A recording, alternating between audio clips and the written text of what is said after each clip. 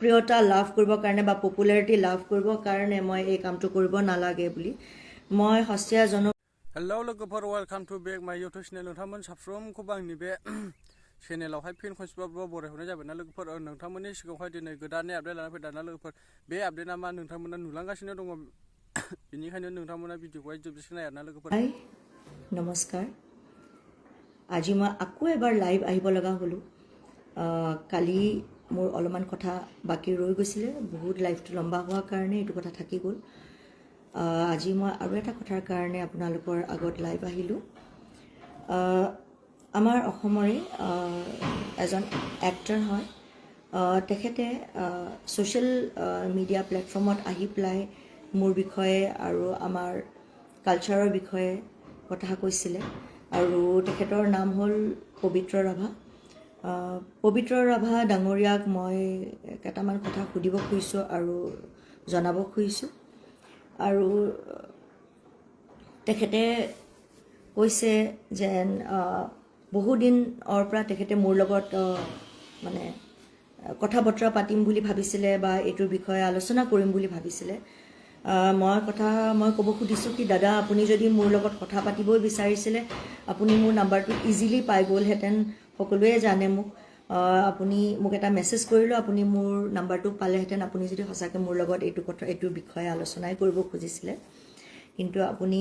social মিডিয়াত আহি পেলাই যেতিয়া এইখিনি কথা ক'লে ময়ো আপোনাক এটা কথা সুধিব খুজিছোঁ ইয়াতে আপুনি যে ক'লে আমাৰ বড়ো কালচাৰটো আমাৰ বড়ো গীতবিলাক এনেকৈ বেয়া হৈ যাব যদি এনেকৈ আমি ৱেষ্টাৰ্ণ মিউজিকৰ লগত আমি যদি কোলাবৰেট কৰি পেলাই যদি আমি আমাৰ পাশ্চাত্য সংগীতৰ লগত পাশ্চাত্য মানে ইনষ্ট্ৰুমেণ্টৰ লগত যদি আমি এই গীতবিলাক বনাই পেলাই এনেকৈ ধ্বংস হৈ যাব আৰু আমাৰ কালচাৰটো নাইকিয়া হৈ যাব বেয়া হৈ যাব বুলি তো আপোনাক মই এটাই কথা সুধিব খুজিছোঁ আমাৰ অসম গৌৰৱ মই যোৱাকালিও কৈছিলোঁ এইটো কথা আমাৰ অসম গৌৰৱ পাপন দাই আমাৰ অসমৰ ফোক গীত গাই বাহিৰত কোলাবৰেট কৰি বাহিৰৰ ইনষ্ট্ৰুমেণ্টৰ লগত কোলাবৰেট কৰি পেলাই ইমান জনপ্ৰিয়তা লাভ কৰিলে আমাৰ অসমৰ গৌৰৱ হয় তেখেতে আমাৰ কালচাৰটোক ইমান আগুৱাই লৈ গ'লে আৰু আপুনি কোৱা মতে তেনেহ'লে আপোনাৰ কোৱা মতে তেনেহ'লে কি পাপন দাই আমাৰ কালচাৰটো বেয়া কৰিলে অকল পাপন দাই নহয়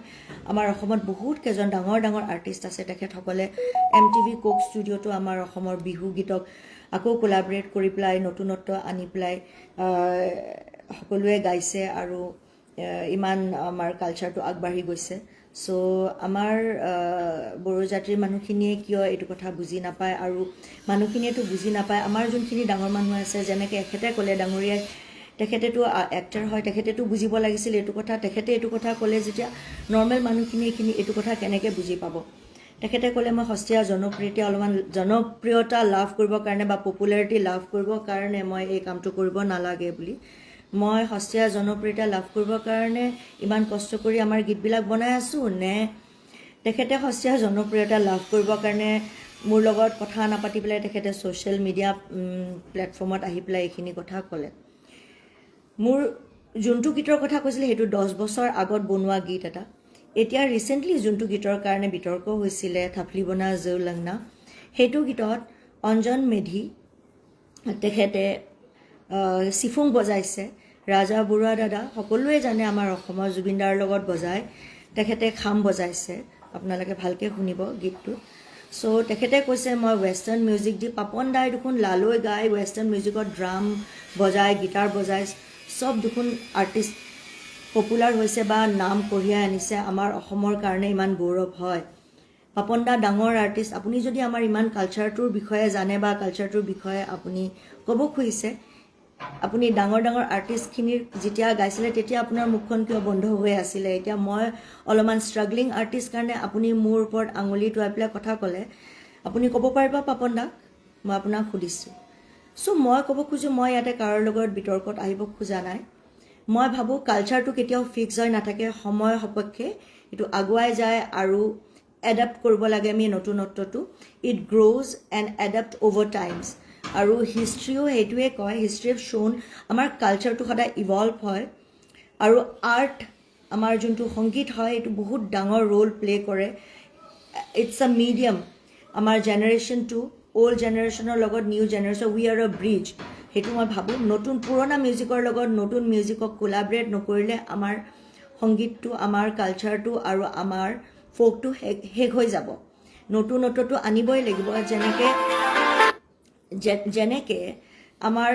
উইথ টাইমছ আমি গ্ৰ' হৈছোঁ আমি আগুৱাই গৈছোঁ সেনেকৈ আমাৰ মিউজিকো আগুৱাই যায় আৰু সেনেকৈহে আমাৰ কালচাৰটো জীয়াই থাকে সেইটো মই ভাবোঁ কিন্তু যেতিয়া আপুনি কিবা এটা ছ'চাইটিত চেঞ্জ আনিব খোজে আপুনি ক্ৰিটিচিজম পাবই অবষ্ট্ৰেকল আহেই কিন্তু মই বিলিভ কৰোঁ মই যদি সত্য আৰু মোৰ পাৰ্পাছটো যদি ক্লিয়াৰ হয় তেতিয়া মই এইবিলাক কথাত লক্ষ্য দিব নালাগে মই মোৰ পাৰ্পাছটোৰ কাৰণে আই শুড মুভ ফৰৱাৰ্ড এণ্ড এদিন মানুহে বুজি পাব ইভেঞ্চুৱেলি আৰু যোনসকলে মানুহে বুজি পাব দ'জ পিপল উইল ষ্টেণ্ড বাই মি আৰু আমাৰ কালচাৰটো মই ধ্বংস কৰিব খোজা নাই আমাৰ কালচাৰটো আগবাঢ়ি যাওক আৰু আমাৰ কালচাৰে বিশ্ব দৰবাৰত আমাৰ বড়ো জাতিৰ বিষয়ে জানক মই সেইটোহে চেষ্টা কৰোঁ আৰু মোৰ সেইটোৱে মোৰ চেষ্টা চ' আজি মই আৰু বেছি লম্বা নকৰোঁ আমাৰ এই লাইফটো চ' দাদা আপুনিও এবাৰ ভাবি চাব আপুনি যদি মোৰ লগত ভালকৈ এইখিনি কথা পাতিলেহেঁতেন মোৰ বেছি ভাল লাগিলেহেঁতেন পাব্লিক প্লেটফৰ্মত আহি পেলাই নোকোৱাতছে আপুনি যদি মোৰ লগত এইখিনি কথা আলোচনা কৰিলেহেঁতেন এনিৱেজ মই সদায় কৈছোঁ মই আমাৰ জাতিৰ কাৰণে বহুতখিনি কৰি যাব খোজোঁ মই আমাৰ বড়োফাৰ ওপৰতো চিনেমা এখন বনাই আছোঁ আপোনালোকে সকলোৱে জানে অলপমান লেট হৈ গ'ল কিন্তু ইতিমধ্যে মোৰ চিনেমাখন খতম হৈছে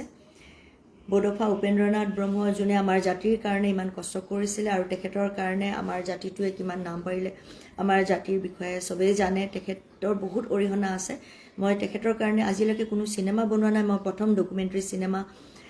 বনাইছোঁ আৰু বহুত সোনকালে চিনেমাখন মুক্তি লাভ পাব আৰু তাৰোপৰি মই আৰু কাম কৰি যাম আৰু ফোক গীত বনাই যাম আৰু কোলাবৰেট কৰিম আৰু আপোনালোকৰ আশীৰ্বাদ থাকিলে